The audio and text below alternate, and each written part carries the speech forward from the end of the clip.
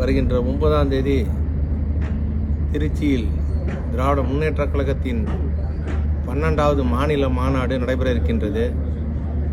இதுவரை திருச்சியில் நடைபெற்ற அத்தனை மாநாடுகளும் திருப்புமுனையாக திராவிட முன்னேற்றக் கழகத்திற்கு அமைந்திருக்கிறது. மாநாடு நடத்தி தேர்தலை சந்திக்கும் பொழுது அது திமுகவின் மாபெரும் வெற்றியாக அமைந்திருக்கிறது. அந்த வகையிலே இந்த 26 தேர்தலை ஒட்டி 21 நடைபெற்ற சிறுகானூரிலேயே 26 மாநாடும் நடைபெறுகிறது.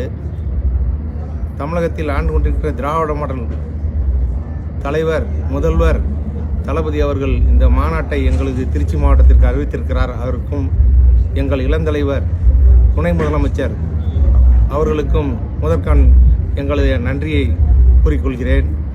இந்த மாநாட்டு சிறப்பு என்பது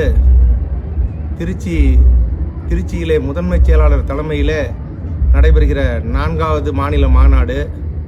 இந்த மாநாட்டை பொறுத்தளவில் மிக சிறப்பாக ஏற்பாடுகள் நடைபெற்று வந்து கொண்டிருக்கிறது. இதுவரை இல்லாத வரலாற்று சாதனையாக தமிழகத்தில் எந்த இயக்கத்தில் நடத்தாத அளவிற்கு ஒரு மாபெரும் மாநாடாக தலைவர் அவர்கள் அழைத்திருக்கிறார். 10 லட்சம் தொண்டர்கள் கூடுகிற மாநாடாக இது அமைய இருக்கிறது.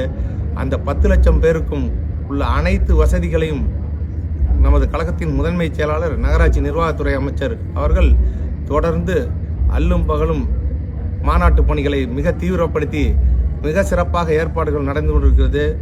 ஆகவே இந்த மாநாட்டை பொறுத்தளவில் இது திமுகவின் வெற்றி மாநாடாக அமையும். வருகிற 26 தேர்தல் எப்படி 1996ஆம் ஆண்டு ஒரு மாபெரும் வெற்றியை திமுக அடைந்ததோ அதை விட பெரிய வெற்றியை 200+ என்று சொல்லியிருக்கிறார் எங்கள் தலைவர் அவர்கள்.